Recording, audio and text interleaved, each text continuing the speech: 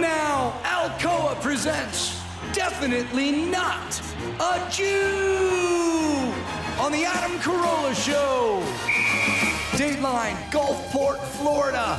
A 29-year-old man nicknamed Gizmo was charged with felony robbery after attacking a 65-year-old employee of Family Dollar.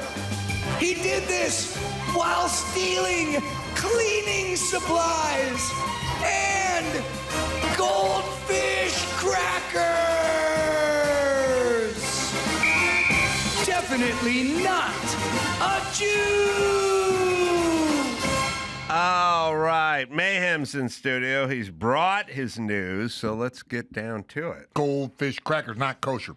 Hey, I'm going to get you fired up right off the bat here, Ace. The daughter of Hollywood bigwigs Ben Affleck and Jennifer Garner delivered a speech to the United Nations about the importance of mask mandates in preventing the surge of COVID-19. That's right. Here's Violet Affleck on the floor of the UN. Can I say this? I will say this. It's a weird place to be as a person, but when you meet my mom and my dad, and you'll see them in heaven. But when you see my mom and my dad, and then you see my sister and me, people go, oh, yeah, you not too bad. You turned out okay. I mean, it could have been a lot worse. You know what I mean? Just the fact, my dad is 5 foot, my dad was 5'8.5", 5'9". I'm 6'2". Just that alone right there. They weren't attractive people. Let's just put it to you that way. And they're able to have kids that were not trolls. You saying that she got all the bad parts of Ben Affleck and all the bad parts of Gardner? No, because she's attractive. She's an attractive person. But when your mom looks like that and your dad, when your mom is one of the best examples of what a woman can look like and your dad is one of the better examples of what a man can look like, and then people see you, they kind of go, yeah. I mean, it's like the same when you meet Michael Jordan's son or something, and you go, what do you do? And he goes, I own a vape shop. And you go, okay. I thought it, we're... You know what I'm talking about? Just a little. I mean, she got Ben Affleck's butt chin and the ears. Yeah, I'm just saying. There's no doubt my son's going to have to live a life of that, I've condemned him to a life of disappointment. Who's your dad? The Adam Carolla. You mean Sonny Carolla, king of all media in 2028? That's true. All right, anyway, she's got thoughts to the UN about air. All right, do we have a clip? For adults, the relentless beat of back to normal, ignoring, downplaying, and concealing both the prevalence of airborne transmission and the threat of long COVID, manifested in a series of choices. Young people lacked real choice in the matter and information about what was being chosen for us. Can y'all pull the life support? SARS-CoV-2. It is airborne, floating and lingering in the air. One that's what it sounds results like. in disabling damage to almost every cell in the body, from the brain and heart to the nerves and blood vessels. Every subsequent infection increases the risk of long COVID and places people who already have it in greater danger. Here's what we don't know, is what it does to reinfect children over and over and over again. Talking about COVID? Yeah. It doesn't do anything to kids. We are about to find out. As Dr. Akiko Iwasaki says, at this point, the whole population is the control group. And after only 5 years, long COVID has surpassed asthma as the most common chronic illness in children. Long 5 COVID? years. I am terrified. If that the this is children true- who do not or soon will not know a world without debilitating pain and exhaustion, who cannot trust their bodies to play, explore, and imagine, and who will not know the potential of their own minds unfettered by the cognitive damage from a COVID-19 infection. And I am furious on their behalf. It is neglect of the highest order to look children in the eyes and say, we knew how to protect you, and we didn't do it.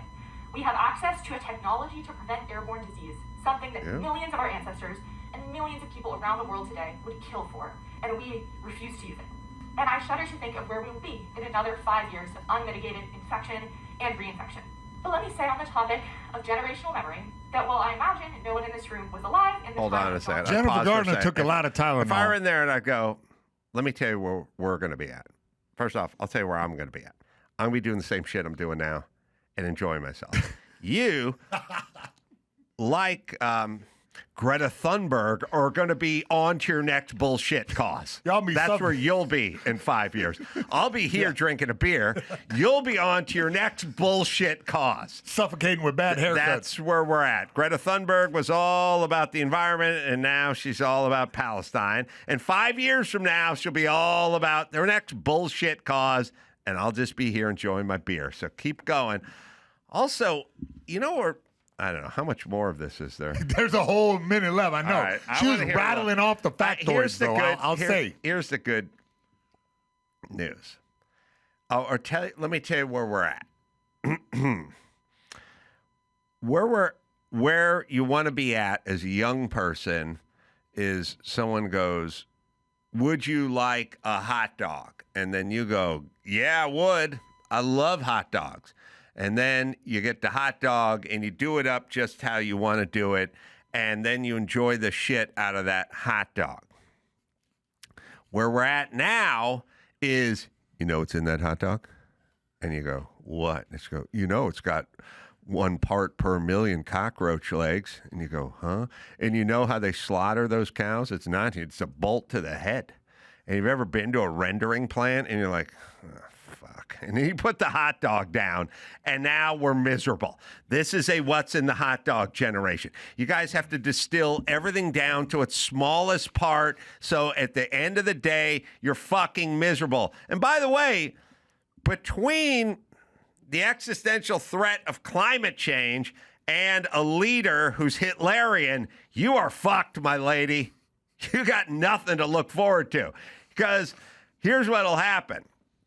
You got a guy who's a socialist dictator, Hitlerian strong-arm leader in Trump. He will get you, and if he doesn't get you, the climate will. She literally is wearing pearls to clutch him. Yes, enjoy your hot dog. I want to hear a little more of her, though. Many of you fought the long and hard battle against indoor smoking. My only memory of that era, at almost 20 years old, is being confused as a child about the no smoking signs on planes. Who would do that? That's gross. My hope for this event and my belief in this community rest on the belief that we can and we must do that again. We can recognize filtered air as a human right as intuitively as we do filtered water. By the way, we can create clean... Ben Affleck is sitting on a porch looking at his phone somewhere now, smoking, going, this bitch. God damn it. Take another draw off a cigarette. Fuck. I remember we used to smoke on planes. That was called the fucking salad days of flight. He's definitely smoking when he's looking at this. All right. Sorry. Well, you can pause it. Go ahead. Sorry, I want to see what's this. Someone at the very end should have went. At the very end, they should have just went. Many of you fought the long and hard battle. I'm sorry. We didn't hear anything he said. Could you take your mask off? Is being confused as a child about the no smoking signs on planes. Who would do that? That's gross. My hope for this event and my belief in this community rest on the belief that we can and we must do that again. We can recognize filtered air as a human right as intuitively as we do filtered water. We can create clean air infrastructure that is so ubiquitous and so obviously necessary, tomorrow's children don't even know why we need it. We need the people who remember 2020, who were not, like me, 14 in 2020, to be loud about the world that we were promised at the onset of the pandemic, when we and our institutions promised each other that if we only got out of that desperate acute phase, we would do everything we could to protect our communities going forward. Oh, boy. I would feel bad. There's a part of me that feels bad for all these people, except for they're the ones who are getting in my face and trying to tell me what's in my hot dog, and I'm leaving them the fuck alone. Like, I would like them to just suffer in silence, but they won't let you do that. Every fucking Karen that told me to put my mask on when I was walking on a horse trail in the middle of COVID, they can't leave it alone. I knew I was going to piss you off. Yeah. All right. I'm laughing. Hey, well, let me set your spirits up high, okay? Because Baywatch is getting a reboot. 2026, 2027. They already greenlit it. They already straight to series. It's coming up, a reboot. How much? So here's what I'm saying. Baywatch is... I mean, the real attraction of Baywatch was like free titties, you know, and it was the golden era of that. And it was a thing, and it was a novelty, and we couldn't get it everywhere, and people couldn't see hardcore porn on their phone. And don't forget the Hoff. The Hoff, right. So now that there's free titties on your phone, I know. what is alluring about this? I mean, look, these are names these are legacy brands, the IP they call it. So like Playboy is a name that's recognizable around the world, but what's it worth because we got free titties on our phone? And Baywatch is recognizable around the world, but what's it worth? Either we'll find out. But I mean, I would stock this whole thing out with OF girls, and it would just be awesome. Like a constant, you know what I mean, fundraiser every time we went on the air. Wait, what's an OF girl? Oh, OnlyFans.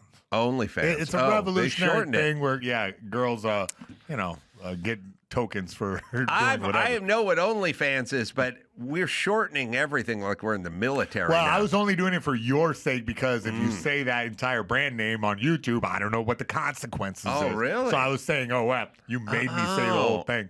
Oh, you can say OnlyFans, I guess. That's a weird, I don't know. If you can make money, I know it's a new. Not leave the house. I struggle with it in my head. It's a strange moral dilemma you have where people are paying for that. I'm amazed that there's so many people that'll pay for so much stuff. Well, it's like personalized. That's why. It's a strange thing. Yeah. Okay. So they're bringing back Baywatch. Yeah. And it's going to be syndicated, I guess, or is it for a the certain original network? executive producers are the creators of the original series, Burke, Bonin, and Schwartz. And its first run, it was like a whole beach life sort of thing. I don't know how they reinvigorated for Fox. Well, I'm telling you, Hasselhoff, I've never been able to figure this one out, but maybe we try to get to the bottom of it. But Hasselhoff, Mitch, the lifeguard, was so into the life of the lifeguard and so at one with the sea that he named his only son Hobie. And Hobie's the name of a Hobie cat, which is a catamaran, which is a very popular catamaran like in the 70s. Also, Hobie cat, when they do those game shows back in the 70s, and they'd go, the prize package or whatever. Hobie cat, a catamaran would be one of the things they'd be giving away. I don't know. I don't feel like there's a high percentage of people who just spontaneously sail. You know what I mean? Like that's something you plan in advance and you did it in college or something. It went well to the 80s, but they had that thing on The Price is Right. I always wondered what do you do with that boat? Yeah. You sell it is what you do immediately, and so you don't have to pay taxes on it, and then you sell it. Yeah. But the whole point is he named his kid Hobie after. And you just let me know about the catamaran because I thought Hobie was a boogie board. Really? They made boogie boards. 100%. Hobie made boogie boards. Yeah, I believe We'll so. see what Hobie made. Hobie was an inventor guy out of Germany or something because I looked him up. But the Hobie cat was a catamaran. I guess Hobie and cat, and then Hobie was the dude's name, and I think it was German. It was just a ship with like two pontoons, sort of, right? Yeah, it was a catamaran with just two pontoons with like a net in the middle and a sail. And for some reason, you get it up on the edge. I rode one before. You did. Interesting. You know what I mean? Just simple sailing vessel. I get it. Yeah, the Hobie inventor, Hobart, Hobie Alter, 33 to 14, a pioneer surfing and sailing. Key inventions. Foam surfboards. Yep. Look, what I'm saying is at some point when you're writing this series, you're like, okay, Mitch, super lifeguard, mistress is the sea. What would his son's name be? And someone would go, I don't know, Carl? No, it's got to be a name. It's got to be a name that makes you think about the ocean. Triton? It's a little lofty, Seaweed. Plankton. Come on, Doug. Come on. Let's dig deep here. I know. Hobie. Oh. Hobie, like Hobie cat. The guy who invented the styrofoam surfboard from Germany. Hobie. Brilliant. And then it'll be one of those perfect names because most people have no idea why the kid's name is Hobie. but a certain select group of people with hypervigilance, like Carolla, are going to take that name and go nuts with it and go, Hobie was Hobie Cat. Spread that beach culture. Well, the Hobie Cat, let's put it to you this way. Let's try to figure this out. The Hobie Cat was all the rage in like mid-70s or something. 70, 75, 76. Now, you saw these in action? Were they out there? Do you ever go to the beach and see one working? Okay. I know you didn't go to the beach I would much. see, no, you know where I would see things? I'd see things in like Chips episodes where like Ponch on his weekend, you know?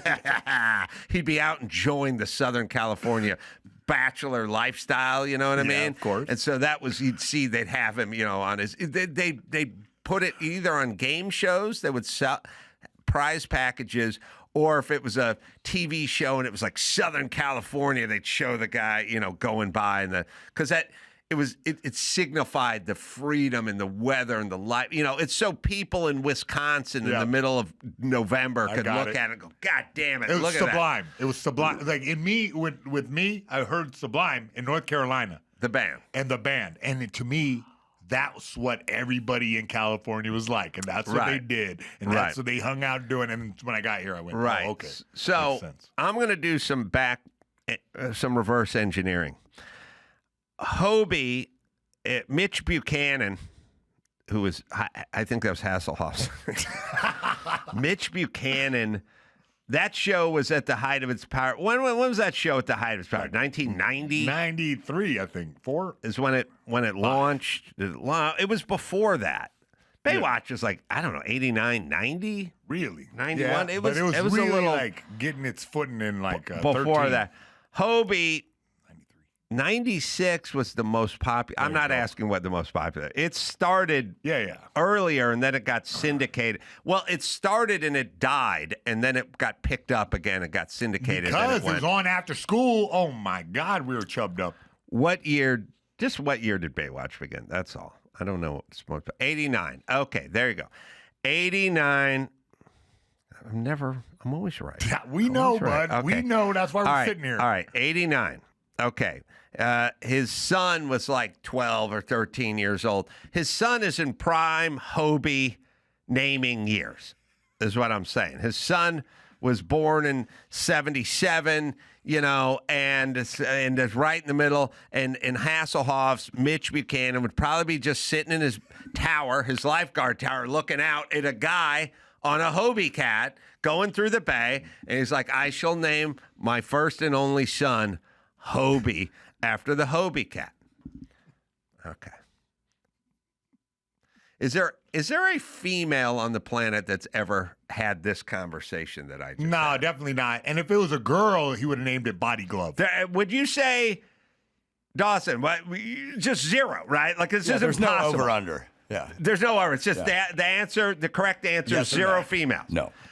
There could have been a female segment producer in the room when this is discussed at the writer's table. And she would have put She would have been like, what? Yeah, exactly. All right. And then at some point, she'd do what all females do. And at some point, you'd explain it to her and she'd go, okay, who cares? And then that'd be that. And that's why we know, ladies, that's why we know more shit, because we care.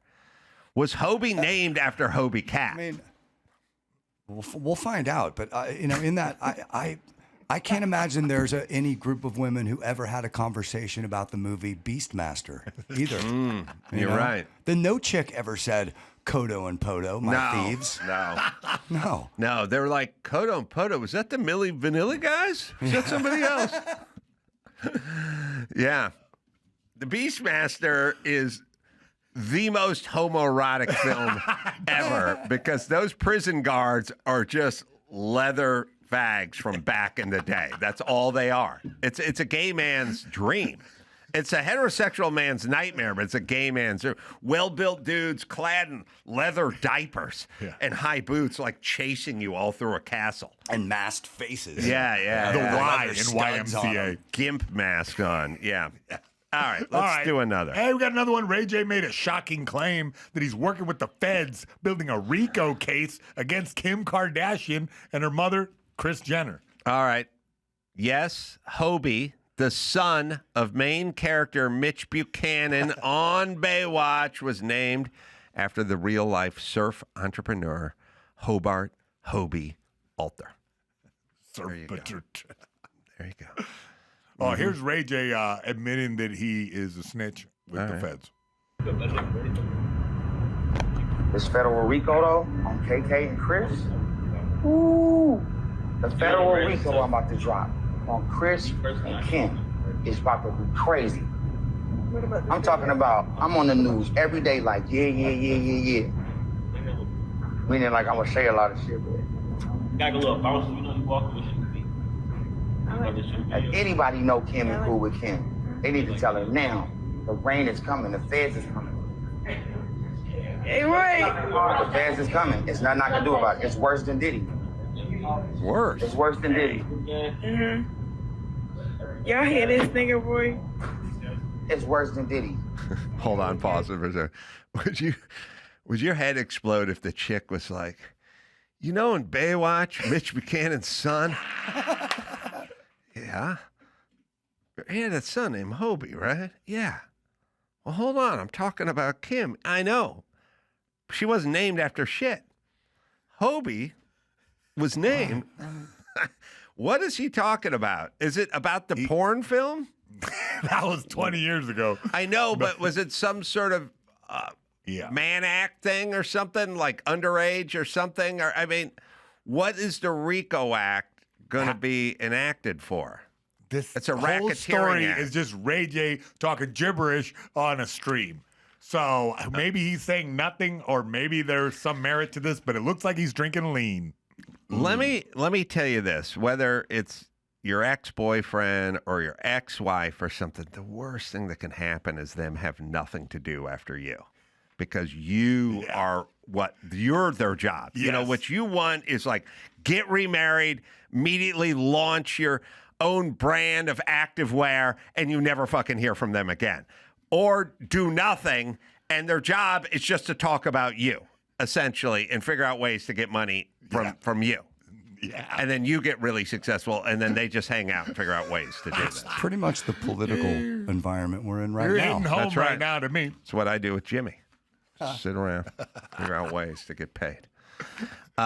Federal investigation involving Kim K have centered on her 2022 settlement with the SEC over an undisclosed crypto promotion or something. I don't know. Yeah, so it's just Ray J talking Ray J. So we'll see. Right. I know. And it's always this thing, too, with guys like this. They go, he's a rapper, he's a producer, he represents artists, he develops. How come you don't just do that shit then and fucking stop, get over the I was Kim's boyfriend? Yeah, I made a sex tape with her 20 years ago. 26 years ago, I was her boyfriend. Like, Jesus Christ. I know. The fuck, get on with it. Just get on with it. I mean, it would be funny and interesting if, you know, the feds raided the Kardashian compound. You know what I mean? That's why this is a story, because we all have that, the Diddy raid in our head. And Right. then Kim and them get pulled out in their underwear. Be pretty exciting. I am such a babe in the woods that every time I hear about the mom putting the tape out and stuff like that, I just go, oh, come on. She wouldn't. That's her daughter. She wouldn't do that. People go, so naive, Adam. So naive. And then I just go, no, come on. Nobody. No mom would put a porn tape out with her daughter. It is bizarre.